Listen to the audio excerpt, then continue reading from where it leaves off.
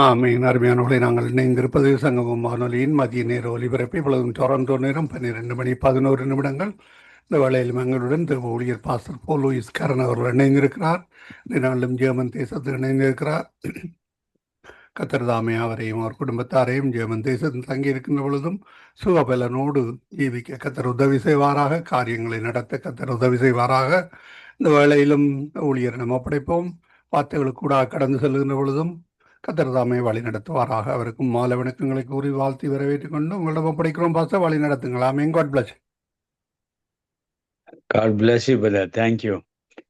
வானத்திலும் பூமியிலும் சகல அதிகாரம் படைத்த நசனாகிய இயேசு கிறிஸ்துவின் நாமத்தினாலே உங்கள் யாவரையும் நான் வாழ்த்துகிறேன். தேவனுடைய நாமம் மகிமைப்படுவதாக. விசுவாசத்தில் ஜெயம் கொள்ளுதல். ஒரு விசுவாசிக்கு விசுவாசம் இருக்க வேண்டும். நாம் ரட்சிக்கப்பட்ட பிறகு நம்மை ஒரு விசுவாசி என்று அழைக்கிறார்கள். அந்த விசுவாசத்தில் ஊடுருவி இருக்கிற நாம் நம்முடைய வாழ்க்கையிலே கர்த்தர் மீது வைக்கிற விசுவாசம், தேவனுடைய வார்த்தையின் மீது வைக்கின்ற விசுவாசம், அவருடைய நாமத்தின் மீது வைக்கின்ற விசுவாசம், இந்த விசுவாசத்தினாலே ஜெயம் கொள்ளுகிற ஒரு வாழ்க்கைக்கு நாம் கடந்து செல்லுகிறோம்.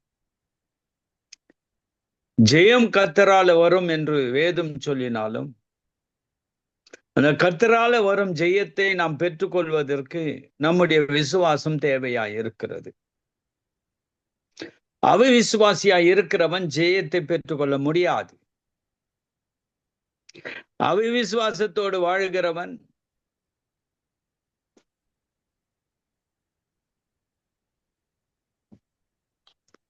கர்த்தருடைய ஜெயத்தை பெற்றுக்கொள்ள முடியாது. வாழ்க்கையில் ஜெயம் கொள்ளுகிற வாழ்க்கை வாழ முடியாது. விசுவாசத்தில் ஜெயம் கொள்ளுகிற வாழ்க்கை வாழ முடியாது. அவிசுவாசம் அதற்கு ஒரு பெரிய தடையாய் மாறிவிடும்.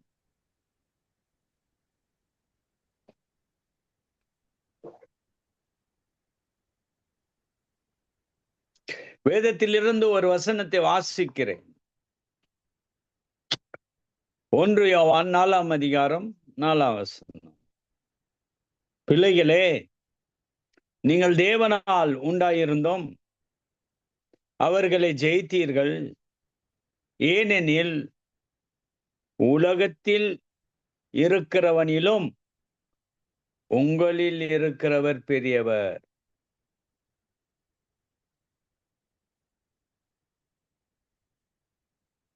நீங்கள் தேவனால்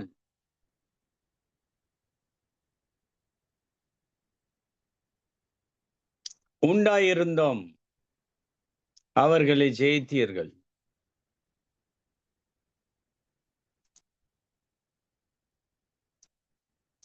அவர்களை ஜெயித்தீர்கள் என்று சொல்லும் போது யாரை ஜெயிக்கிறார்கள்? தேவனுடைய பிள்ளைகள் யாரை ஜெயிக்கிறார்கள்? யாரின் மீது ஜெயம் கொள்ள வேண்டும்? பலவிதமாக நாம் பேசலாம். உலகத்தின் மீது ஜெயம் கொள்ள வேண்டும், பிசாசின் மீது ஜெயம் கொள்ள வேண்டும், சோதனையின் மீது ஜெயம் கொள்ள வேண்டும், பாவத்தின் மீது ஜெயம் கொள்ள வேண்டும், பாவ வழிகளில் ஜெயம் கொள்ள வேண்டும், தவறான வழிகளில் ஜெயம் கொள்ள வேண்டும். எல்லாம் வேதம் நம்மை எச்சரிக்கும் போது ஜெயம் கொள்ளுகிற பிள்ளைகளாய் வாழ்வதற்கு நாம் தேவனுடைய கிருபையை பெற்றவர்களாய் வாழ்கிறோம். அவருடைய கிருபை நம்மை தாங்குகிறது, அவருடைய கிருபை நம்மை தேற்றுகிறது, அவருடைய கிருபை நம்மை பலப்படுத்துகிறது, அவருடைய கிருபை நம்மை வழிநடத்துகிறது. அருமையானவர்களே, கிருபையின் மூலமாக இயேசு கிறிஸ்துவை நம்முடைய வாழ்க்கையிலே ஏற்றுக்கொண்டோம். ரட்சிக்கப்பட்டது தேவனுடைய கிருபை. அவருடைய பிள்ளையாய் மாறினது தேவனுடைய கிருபை. விசுவாசத்தில் நிலைத்து நிற்பது தேவனுடைய கிருபை. விசுவாசத்தினாலே நீதிமானாய் வாழ்கிறது தேவனுடைய கிருபை. ஆகவே அவர்களை ஜெயித்தார்கள். அவனை ஜெயித்தார்கள் என்று சொல்லும் போது அவன் ஒரு ஒருவனாய் நிற்பான். அவர்களே என்று சொல்லும் போது பல பிசாசுகளை ஜெயிக்கிற ஒரு வல்லமை. ஒரு விசுவாசிக்கு கர்த்தர் கூட இருக்கும் பொழுது, கர்த்தர் மீது விசுவாசத்தை கட்டி எழுப்பும் போது, விசுவாசத்தில் நிலைத்து நிற்கும் போது, விசுவாசத்தில் உறுதியாய் இருக்கும் போது, நாம் நம்முடைய வாழ்க்கையிலே ஜெயம் கொள்ளுகிற பிள்ளைகளாய் மாறுகிறோம். கர்த்தருடைய பசுத்த நாமத்திற்கு ஸ்தோத்திரம் உண்டாவதாக. என்ன கருமையானவர்களே, உம்முடைய நாமம் வல்லமுள்ள நாமம் என்று உச்சரிக்கின்ற அநேக தேவனுடைய தாசர்கள் வேதத்திலே பார்க்கும் பொழுது, அவரால் தெரிந்து கொள்ளப்பட்ட பிள்ளைகள் நாம் அவருடைய நாமத்தின் மீது விசுவாசத்தை வைக்க வேண்டும். விசுவாசத்தில் ஜெயம் கொள்ளுதல். இயேசுவானவரோ கிறிஸ்து என்று விசுவாசிக்கிற எவனும் தேவனால் பிறந்திருக்கிறான்.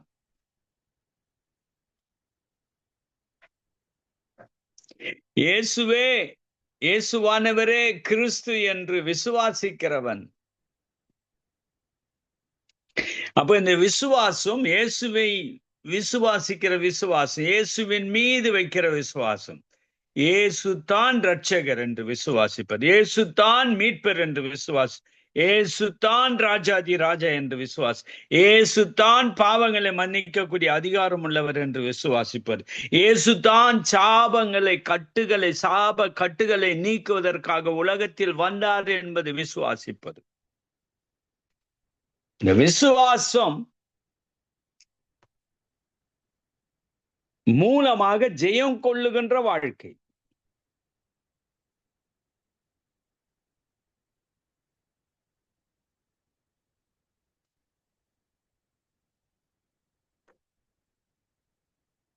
இந்த பிசாசை மேற்கொள்ளுவதற்கு அவருடைய நாமத்தை விசுவாசிக்க வேண்டும். அதுதான் சொல்லுது வேதம். இயேசுவானவரோ கிறிஸ்து என்று விசுவாசிக்கிற எவனும் தேவனால் பிறந்திருக்கிறான், தேவனுடைய பிள்ளையாய் இருக்கிறான்.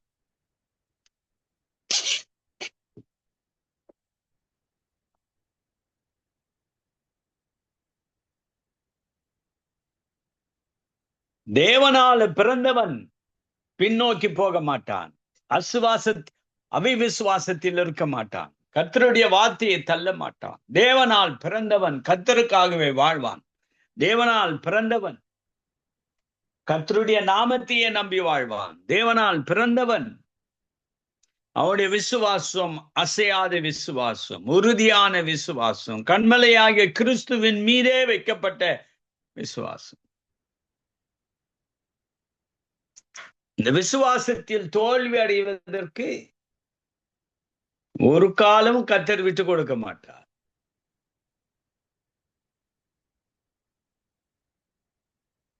இயேசுவானவரே கிறிஸ்து, கிறிஸ்து என்னும் இரட்சகர், கிறிஸ்து என்னும் சமாதானத்தின் பிரபு,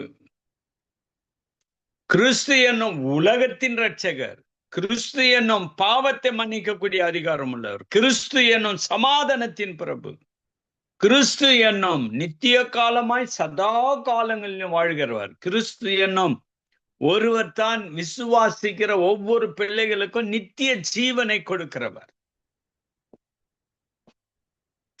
கர்த்தருடைய பரிசுத்த நாமத்திற்கு ஸ்தோத்திரம் உண்டாவதாக.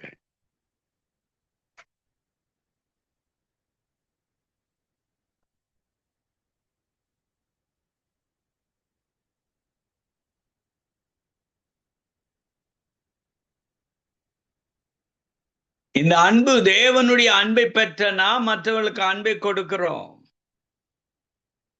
தேவன் நமக்கு விசுவாசத்தில் நிலைத்தில் இருக்கின்ற நமக்கு தேவனால் கொடுக்கப்படுகின்ற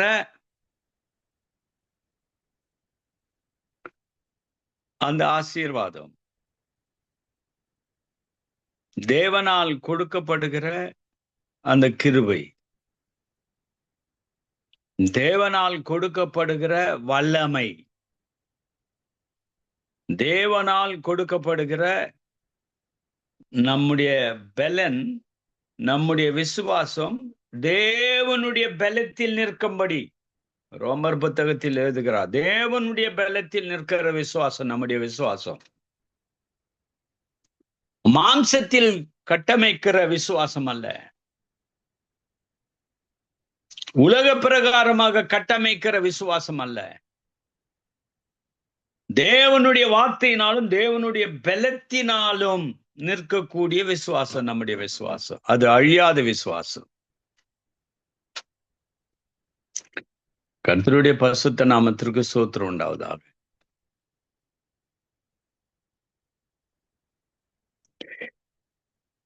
ஐந்தாம் அதிகாரம் 4ஆம் வசனம், 1 யோவான் 5ஆம் அதிகாரம் 4ஆம் வசனத்தில் இவ்விதமாய் சொல்லப்பட்டிருக்கிறது. தேவனால் பிறப்பதெல்லாம் உலகத்தை ஜெயிக்கும்.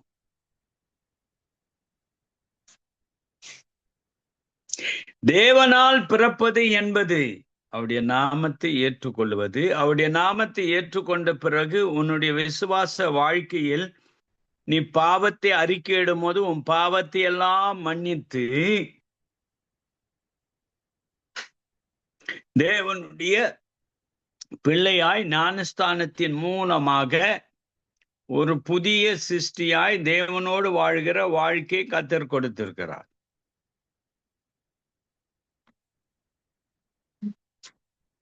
தேவனால் பிறப்பதெல்லாம் உலகத்தை ஜெயிக்கும்.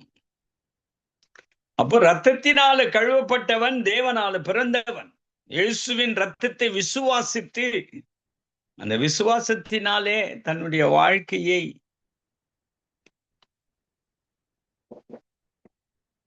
ஆண்டவருக்கு அர்ப்பணித்து வாழ்கிறவன் அவருடைய பிள்ளை. இது வேத வசனத்தில் என்ன சொல்லுகிறது என்றால், யோவான் எழுதின சுவிசேஷம் 1ஆம் அதிகாரம் 12ஆம் வசனத்தில் என்ன சொல்லுகிறது என்றால்,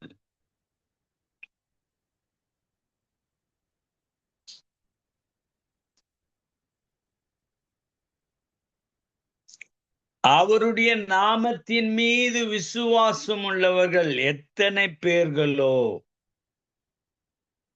அத்தனை பேர்களும் தேவனுடைய பிள்ளைகளாகும்படி அதிகாரத்தை கொடுத்திருக்கிறார். தேவனுடைய பிள்ளைகளாகும்படி அதிகாரம்.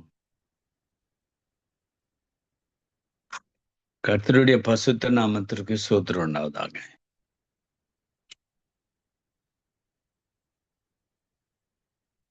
அவரை போற்றி உயர்த்தி அவரை மகிமைப்படுத்தி அவரை ஆராதித்து அவரை துதிக்கிற தேவனுடைய பிள்ளைகள் ஒவ்வொருவரையும் ஆசீர்வதிக்கிற கர்த்தர் அவர். அவருடைய பிள்ளையா இருக்கும் போது நீ உலகத்தை ஜெயிக்கணும். அந்த உலகத்தை யார் ஆளுவது? பிசாசு ஆள்றான். பிசாசு தான் அந்த உலகத்துல பலவிதமான தவறான காரியங்களை விசுவாசிகளை திசை திருப்புகிறான். பாவ அடிமைதனத்திற்கு மாற்றும், குற்றங்களை தொடர்வதற்கு, சமாதானத்தை இழப்பதற்கு, தேவனுடைய கட்டளை உடைப்பதற்கு, தேவனுடைய நாமத்தை நாவினாலே சித்தரிப்பதற்கு, கீழ்ப்படியாமையின் ஆவியை விதைத்து கர்த்தருடைய வார்த்தை எதிர்த்து வாழ்கிற வாழ்க்கையை விசுவாசிகளுக்குள்ள விதைக்கிறவன் பிசாசு. இதுதான் இந்த உலகத்தை ஆளுகிற பிசாசு. அவனை ஜெயிக்கணும்னாக்கா இந்த உலகத்துல அவன் கொண்டு வருகிற சோதனைகள்.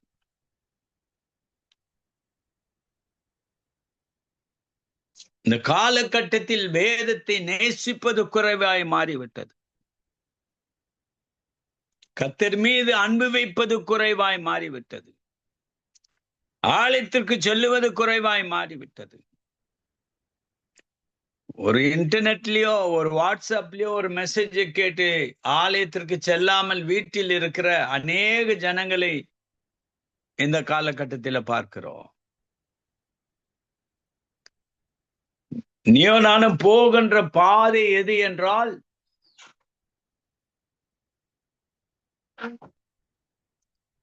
நாம் போகின்ற பாதை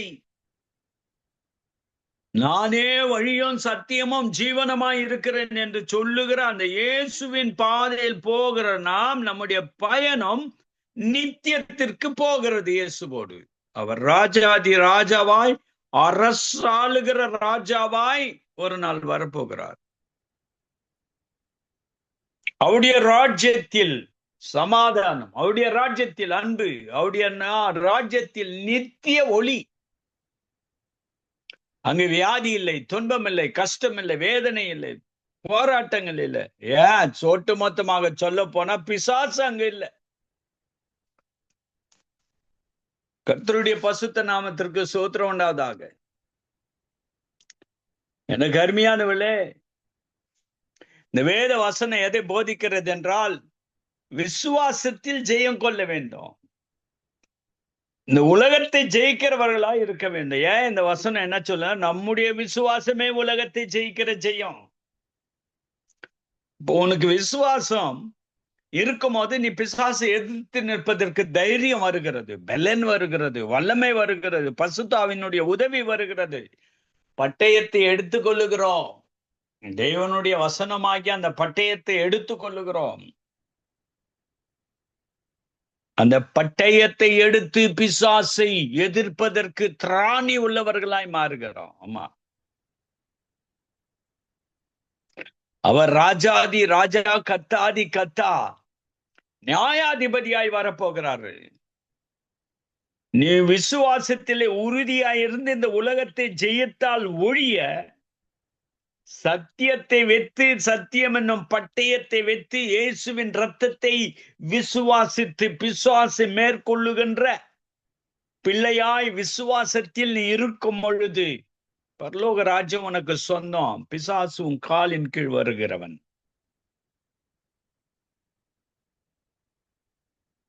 நம்முடைய விசுவாசமே உலகத்தை ஜெயிக்கிற ஜெயம்.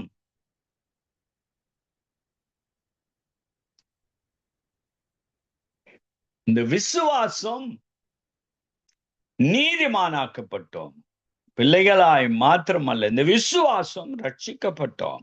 இந்த விசுவாசம் பாவ அடிமைத்தனத்திலிருந்து மீட்கப்பட்டோம். இந்த விசுவாசம் நம்முடைய மனக்கண்களை திறந்தது. இருளின் அதிகாரத்திலிருந்து விடுவிக்கப்பட்டோம். பிசாசினுடைய பிடியிலிருந்து விடுவிக்கப்பட்டோம். பிசாசினுடைய கிரியையிலிருந்து விடுவிக்கப்பட்டோம். இந்த விசுவாசம் நம்மை அடிமை தனத்திலிருந்து நம்மை விடுவித்தது, விடுதலை கொடுத்தது. நான் இயேசுவை விசுவாசித்த பிறகு அவருடைய வல்லமை எனக்குள்ளே பிரவேசித்து அடிமை தனத்திலிருந்து நான் விடுவிக்கப்பட்டேன். பிசாசுக்கு எனக்கு எந்த தொடர்பு இல்லை. அப்ப எந்த நேரத்தில் எந்த சோதனை இந்த உலகத்துல வந்தாலும் உலகத்தை ஜெயிக்கக்கூடிய விசுவாசம் எனக்குள்ளே இருக்கும் போது, எனக்குள்ளே இருக்கிறவர், வாழ்கிறவர், உயிரோடு இருக்கிறவர் இயேசு கிறிஸ்துவை விசுவாசிக்கும் போது இந்த உலகத்தை ஜெயிக்கக்கூடிய வல்லமையை கர்த்தர் கொடுக்கிறாரு. ஜெயம் கொள்ளுகிற ஒரு விசுவாசம் மேற்கொள்ள வேண்டும். விசுவாசத்தில் உறுதியா இருக்க வேண்டும்.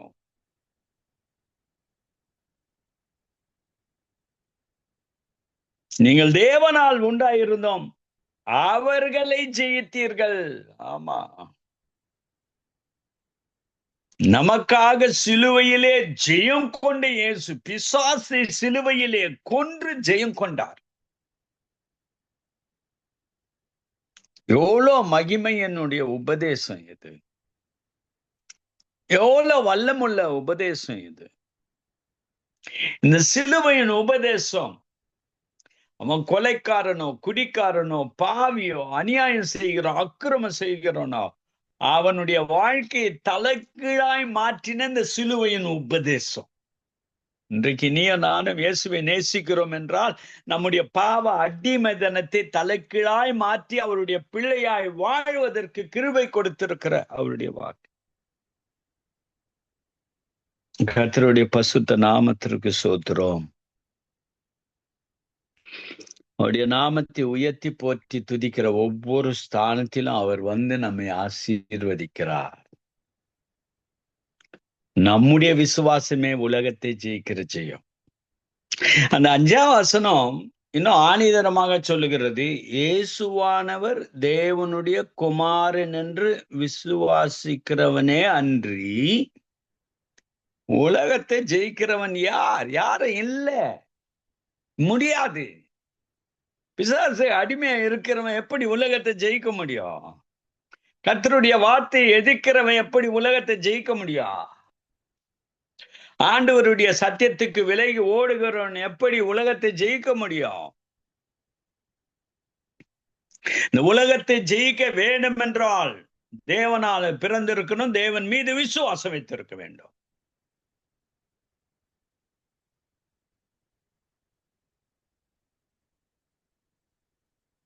இயேசுவானவர் தேவனுடைய குமாரன் என்று விசுவாசிக்கிறவனே அன்றி. ஆமா, இன்றைக்கு ஆண்டவருடைய சுவிசேஷத்தை வெறுக்கிறவன், தள்ளுகிறவன், அவருடைய வார்த்தை ஏற்றுக்கொள்ளாதவன், அவருடைய நாமத்தை நம்பாதவன், அவருடைய இரத்தத்தினால பாவ மன்னிப்பு உண்டு என்பதை விசுவாசிக்காதவன் எல்லாம் முடிவிலே நரகத்தில் தள்ளப்படுவார்கள். அவனால ஜெயிக்க முடியாது இந்த உலகத்தை. ஜெய கிறிஸ்து உனக்கும் எனக்கும் முன்னே செல்லுகிறார்.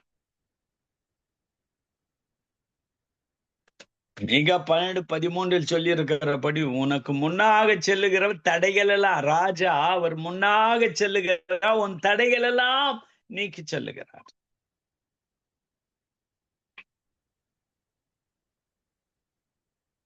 கர்த்தருடைய நாமம் வல்லமுள்ள நாமம்.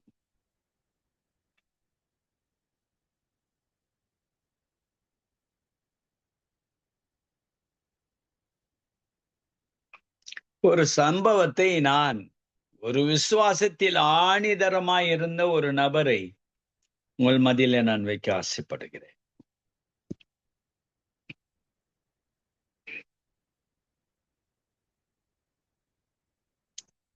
யோபு என்னும் மனுஷன் உத்தமனும் சர்மார்க்கனும்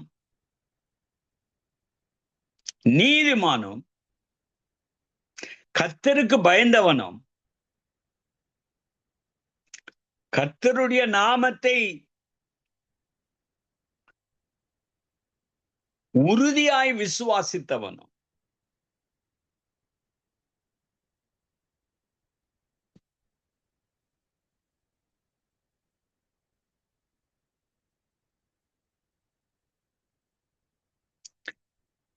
இப்படி அவர் உத்தமனாய் பசுத்தமாய் தெய்வ பக்தியோடு விசுவாசத்தில் கர்த்தருக்கு கீழ்ப்படிந்து வாழ்ந்து பிள்ளைகளை தெய்வ பக்தியோடு ஒரு பலிபீடத்தை கட்டி தினந்தோறும் பிள்ளைகளை அழைத்து ஆண்டவரை தொழுது கொள்வதில் முதலிடம் கொடுத்த ஒரு தேவனுடைய தாசன் மீது கண்ணை போட்டான் பிசாசு.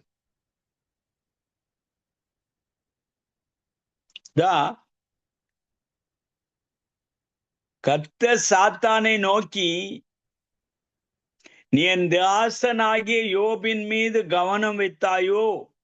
உத்தமனும் சர்மார்க்கனும் தேவனுக்கு பயந்து பொல்லாப்பு விலகுகிறவனமாகிய அவனை போல பூமியில் ஒருவனும் இல்லை. ஆண்டவர் சொல்ற சாட்சி இது.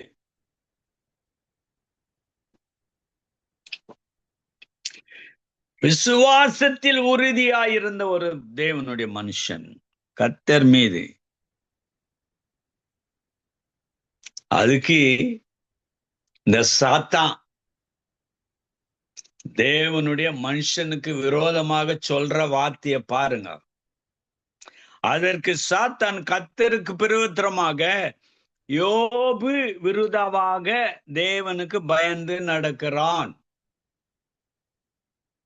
கேள்விக்குறிய வைக்கிறான் கர்த்தரிடத்துல. 10ஆம் வசனத்துல ஓபன் பண்றான், அவனுக்கு இருக்கிற பிரச்சனையை ஓபன் பண்றான். அவனுக்கு இருக்கிற பிரச்சனை என்ன?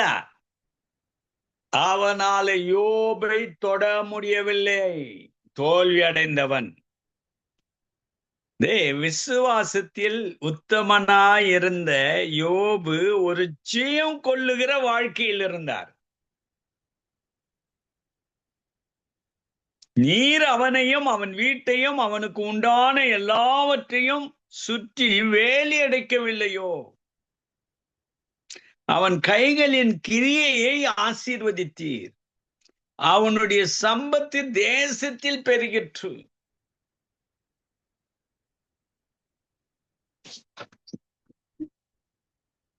நீர் அவனையும் அவன் வீட்டையும் அவனுக்கு உண்டான எல்லாவற்றையும் சுற்றி வேலி அடைக்கவில்லையோ?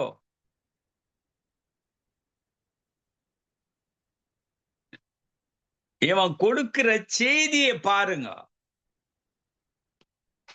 ஒன்று, பிசாசு யோபுவை தாக்க முடியவில்லை. யோபுனுடைய வீட்டை அவன் தாக்க முடியவில்லை.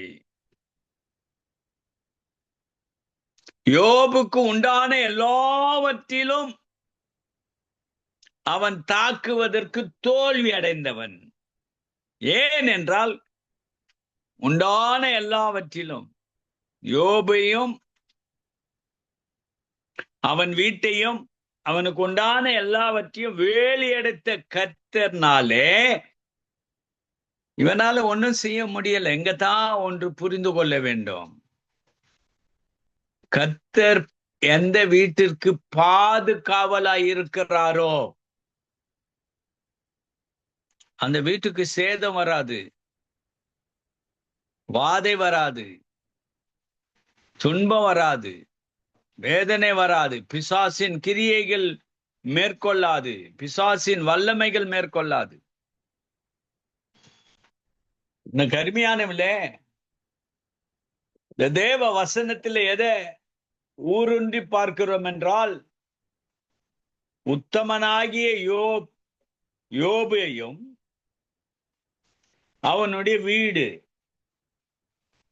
அவனுடைய வீட்டில் வாழ்கிற மனைவியோ ஆடு மாடு எல்லாம், இன்னொன்று அவனுக்கு உண்டான எல்லாவற்றிலும். அப்போ அவனுக்கு உண்டானது எது?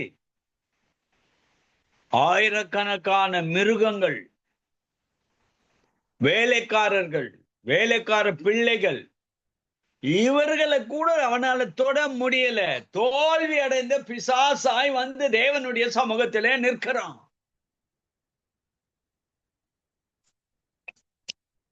கர்த்தருடைய நாமத்திற்கு ஸ்தோத்திரம் உண்டாவதாக. இந்த வசனத்திலே நாம் எதை பார்க்கிறோம் என்றால், தேவனுடைய நாமத்தை விசுவாசிக்கிற ஒவ்வொரு பிள்ளைகளுக்கும் உண்மையாகவே இந்த உலகத்தை ஜெயம் கொள்ளு, இந்த உலகத்தில் வாழ்கிற ஆளுகிற பிசாசை ஜெயம் கொள்ளுகிற கிருபையை கர்த்தர் கொடுக்கிறார்.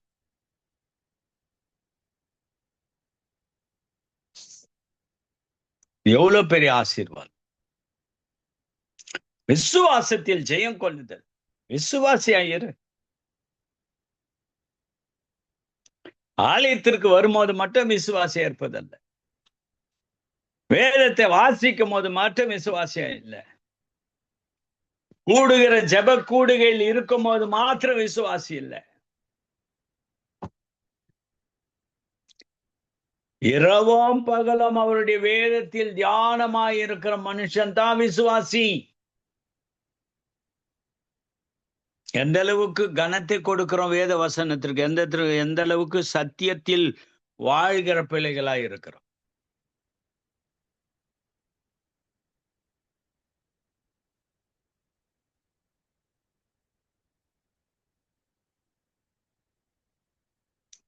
அவன் கைகளின் கிரியைகளை ஆசீர்வதித்தீர். வீட்டையும் அவனையும் அவனுக்கு உண்டான எல்லாவற்றையும் வேலி அடித்தது மாத்திரமல்ல, அவனுடைய கைகளின், அவர் எதை செய்தாலும் அது ஆசீர்வாதமா இருந்தது. தேவனுடைய பிள்ளைகள் ஒன்று புரிந்து கொள்ள வேண்டும். கர்த்தருக்கு பயந்து வாழ்கிற ஒரு மனிதனை கர்த்தர் எப்படி அடைக்கலம் கொடுக்கிறார், வேலி அடைக்கிறார், காப்பாற்றுகிறார், ஆதரிக்கிறார். அந்த விசுவாசி கையிட்டு செய்கிற எல்லாவற்றையும் கர்த்தர் ஆசீர்வதிக்கிறார்.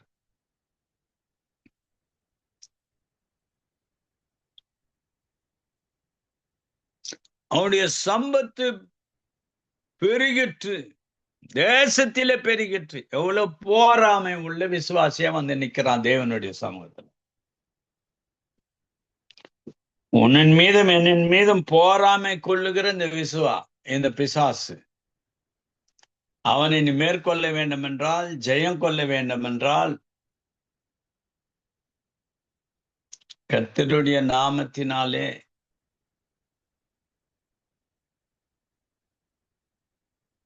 வாழ்கிற நீங்களும் நானும்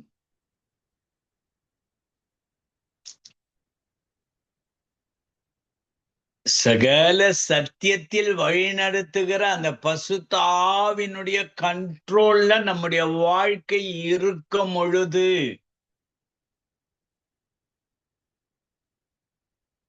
அந்த வாழ்க்கை பசுத்தமாய் வாழும் போது அசுத்தம் உள்ளே வராது. அசுத்தம் எங்க இருக்குதோ அங்கதான் பிசாசு வருவான். பசுத்தம் எங்க இருக்குதோ அங்க பசுத்தாவி உலாவும். பசுத்தாவி கூட இருக்கும். பசுத்தாவி நம்மை வழிநடத்தும். எனக்கு அருமையானவர்களே, இந்த மாலை நேரத்தில் கேட்கின்ற சத்தியம் என்னவென்றால், விசுவாசத்திலே பிசாசை ஜெயம் கொள்ளுகிற விசுவாசியாயிரு. ஜெயம் கொள்ள வேண்டும். விசுவாசத்தில் உறுதியாயிருக்க வேண்டும். கர்த்தருடைய பசுத்த நாமத்திற்கு ஸ்தோத்திரம் உண்டாவதாக.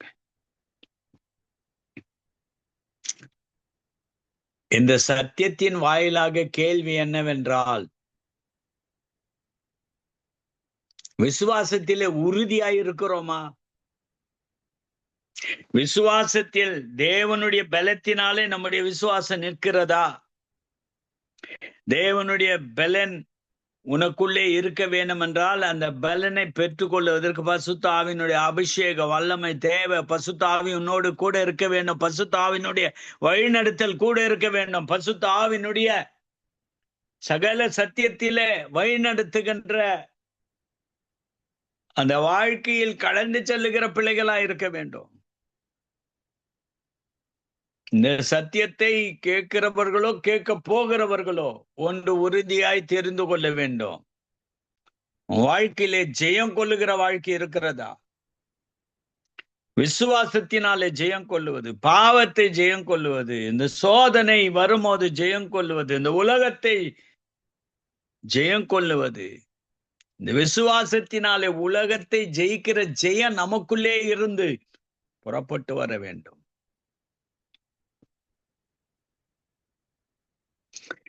நாமம் வல்லமுள்ள நாமம். எத்தனையோ சோதனைகளை கொண்டு வந்தான்.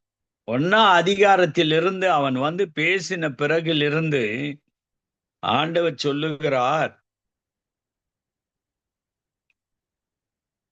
கர்த்தர் சாத்தானை நோக்கி, இதோ அவனுக்கு உண்டானவைகள் எல்லாம் உன் கையில இருக்கிறது, அவன் மேல் மாத்திரம் உன் கையை நீட்டாதே என்றார். அப்போது சாத்தான் கர்த்தருடைய சன்னதியை விட்டு புறப்பட்டு போனான்.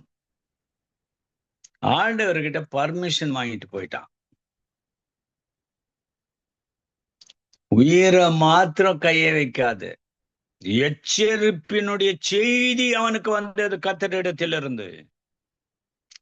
எத்தனையோ பத்திரத்தை கொடுத்தாலும் உத்தமத்தில் இருந்த விசுவாசம், பசுத்தத்தில் இருந்த விசுவாசம், அணையாத விசுவாசம், அழியாத விசுவாசம், நிலைத்திருக்கிற விசுவாசம், ஜெயம் கொள்ளுகிற விசுவாசம். மனைவியே சொல்றா, ஆண்டவரை தூசித்து ஜீவனோடியா அவிவிசுவாசியாய் மாறின அவருடைய மனைவி. பிள்ளைகளை இழந்தாலும், மாடு ஆடு எல்லாவற்றையும் இழந்தாலும் விசுவாசத்தை விட்டு விலகவில்லை. கர்த்தருடைய கட்டளைக்கு கீழ்ப்படுகிற பிள்ளையாயிருந்தார். ஆகவே தான் 42ஆம் அதிகாரத்துல இரட்டத்தனையான ஆசீர்வாதத்தை கர்த்தர் கொடுத்தார். இந்த செய்தியை கேட்டுக்கொண்டிருக்கிறவர்களே, உங்களுடைய வாழ்க்கையில கர்த்தருக்காக வாழுவோம், கர்த்தருடைய ராஜ்யத்தை கட்டி எழுப்போம், தேவ வசனத்தை விதைப்போம். அதன் மூலமாக நம்முடைய குடும்பங்கள் ஆசீர்வதிக்கப்படட்டும்.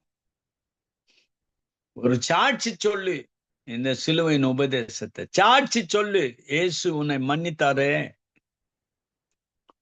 உன் விசுவாசம் இந்த உலகத்தை ஜெயிக்கிற விசுவாசமா இருக்கும் பொழுது நீ வாழ்ந்து காட்டுவது ஒரு விசுவாச வாழ்க்கை. அந்த விசுவாச வாழ்க்கையில் நீ நிலைத்து நிற்கும் போது கர்த்தர் உன்னை ஆசீர்வதிப்பாரு. கிறிஸ்துவுக்காக எழும்புகிற பிள்ளைகளாய் தட்டி எழுப்பப்பட வேண்டும். அவருடைய நாமத்தை உச்சரிக்கிற பிள்ளைகளாய் தட்டி எழுப்பப்பட வேண்டும். அவருடைய நாமத்தை விசுவாசிக்கிறது மாத்திரமல்ல, அவருடைய நாமத்தை அறிக்கையிடுகிற பிள்ளைகளாய், சாட்சி சொல்லுகிற பிள்ளைகளாய், நம்ம ஒவ்வொரு குடும்பத்திலும் நம்முடைய பிள்ளைகளுடைய வருங்கால வாழ்க்கை கிறிஸ்துவின் ராஜ்யத்தை கட்டி எழுப்புகிற பிள்ளைகளாய் நம்முடைய பிள்ளைகளை கைகளை வைத்து ஜெபம் பண்ணி அந்த பிள்ளைகளுக்கு நல்ல படிப்பை கொடுத்தாலும், நல்ல ஒரு வேலை கிடைத்தாலும், ஆண்டவருடைய சபைக்கு வந்து தேவனுடைய நாமத்தை மகிமைப்படுத்துகிற பிள்ளையாய் விசுவாசத்தில் வளருங்கள், வளர வையுங்கள். பின் சந்ததிக்கு நாம் ஒரு விசுவாசத்தை காட்டி செல்ல வேண்டும். எந்த அளவுக்கு தேவனுடைய பலத்தினாலே நான் விசுவாசத்தில் நிலைத்து நிற்கிறேன், உலகத்தை ஜெயித்து விசுவாசத்தில் நிலைத்து நிற்கிறேன் என்பதை வீட்டுக்குள்ளே துவங்கட்டும் சுவிசேஷம், சபைகளிலே துவங்கட்டும் சுவிசேஷம்.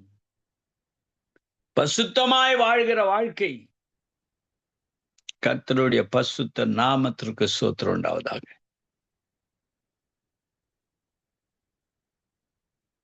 விசுவாசத்தில் இந்த உலகத்தை ஜெயம் கொள்ளுகிற விசுவாசம், அது தேவனுடைய பலத்தினாலே நிற்கக்கூடிய விசுவாசம். பின்வாங்காதபடி கர்த்தர் மீது விசுவாசத்தை வைத்து ஜெயம் கொள்ளுகிற பிள்ளைகளாய் இந்த விசுவாச பயணத்தை தொடருவோம். கர்த்தர் நம்மை ஆசீர்வதிப்பாராக. கண்களை மூடி நாம் ஜெபம் செய்வோம். வானத்திலும் பூமியிலும் சகல அதிகாரம் படைத்த நசரனாகிய இயேசுவே, உம்முடைய பசுத்த நாமத்திற்காக ஸ்தோத்திரம். ஜெயம் கொள்ளுகிற விசுவாசம், இந்த உலகத்தை ஜெயம் கொள்ளுவது, இந்த பிசாசு ஜெயம் கொள்ளுவது, பாவத்தை ஜெயம் கொள்ளுவது, பிசாசு கொண்டு வருகிற சோதனைகளை ஜெயம் கொள்ளுவதற்கு உம்முடைய இரத்தமும் உம்முடைய நாமமும் உம்முடைய வார்த்தையும் இவையெல்லாம் எங்களுக்கு அடைக்கலமாய் கொடுக்கப்பட்டிருக்கிறவைகள். அவைகள் மீது விசுவாசம் வைக்கும் போது, என் இயேசுவின் நாமம் இருக்கும் போது பிசாசு ஒன்றும் செய்ய முடியாது என்ற ஒரு ஆணிதரமான விசுவாசத்தை வைக்கும் போது நாங்கள் ஜெயத்தை பெற்றுக் கொள்ளுகிறோம். பிசாசு எதிர்த்து நிற்பதற்கு போராடி விசுவாசத்தில ஜெயம் கொள்ளுவதற்கு கிருபை கொடுக்கிறீர். சாத்தான் உங்களை விட்டு ஓடி விடுவான் என்று வேதம் சொல்லுகிறபடி பிசாசை எதிர்த்து நில்லுங்கள், அவன் உங்களை விட்டு ஓடி விடுவான் என்று சொல்லுகிற அந்த வசனத்தை பார்க்கும் போது எங்களுடைய விசுவாசமே பிசாசை எதிர்த்து அவன் ஓடி விடுகிற அளவுக்கு கிருபை கொடுக்கிறீர். அதற்காக ஸ்தோத்திரம். ஒவ்வொருவரையும் ஆசீர்வதியும் காத்து கொள்ளும். கேட்கிறவர்கள், கேட்க போகிறவர்கள் ஒவ்வொருவரையும் விசுவாசத்தை தட்டி எழுப்போம். ஜெயம் கொள்ளுகிற வாழ்க்கையாய் இருக்கட்டும், ஜெயத்தில் வாழட்டும், தோல்வியை சந்திக்காதபடி வாழட்டும். ஆசீர்வதியம் இயேசுவின் நாமத்தினால கேட்கிற நல்ல பிதாவே, ஆமென்.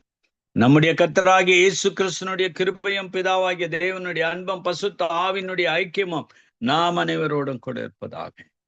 ஆமென், ஆமென், ஆமீன், ஆமீன். விசுவாசத்திலே சாத்தானை ஜெயிக்கிற அந்த விசுவாசத்தை கர்த்தர் தரும்படி ஜெபிப்போம். வார்த்தைகளை விதைத்திருக்கிறீர்கள். கர்த்தர் தாமே உங்களுடனும் கூட இந்த வழி நடத்துவாராக. கர்த்தருடைய கரத்திலே உங்களையும் உங்கள் குடும்பத்தாரையும் ஒப்புவிக்கிறோம். ஜெர்மன் தேசத்திலும் முன்னை இருக்கின்ற பொழுது குடும்பமாக கர்த்தர் ஆசீர்வதித்து வழி நடத்துகிறார். அங்கு தங்கி இருக்கின்ற பொழுதும் தொடர்ந்து வந்த காரியங்கள் எல்லாவற்றையும் கர்த்தர் நிறைவாக ஆசீர்வதித்து சந்தோஷம் சமாதானத்துடன் சுகபல ஜீவனோடும் வழி நடத்துவாராக. திரும்பமாக இந்தியாவுக்கு போகின்ற பொழுதும் பூரண சுகத்தோடு பிரயாணத்திலே மேற்கொள்ள கத்தர் உதவி செய்வாராக. கத்தருடைய கரத்திலே ஒப்புவிக்கிறோம் பாஸ்டர். ஆமேன். ஆமென். ஆமென். ஆமேன். ஆமேன். நாங்கள் தேங்க்யூ தேங்க்யூ. வழியின் மாலை நேர ஒலிபரப்பு இதுவரை நேரம் எங்களுடன் ஊழியர் பாஸ்டர் போல் லூயிஸ் கேரன் அவர்கள் இன்றைய நாளிலும் ஜெர்மன் தேசத்தில் இணைந்து கத்தருடைய வார்த்தைகளை எடுத்து வந்தார். கத்தர் தாமே அவருடனும் கூட இருந்து வழி நடத்துவாராக. கத்தருடைய கரத்திலே அவரையும் அவர் குடும்பத்தாரையும்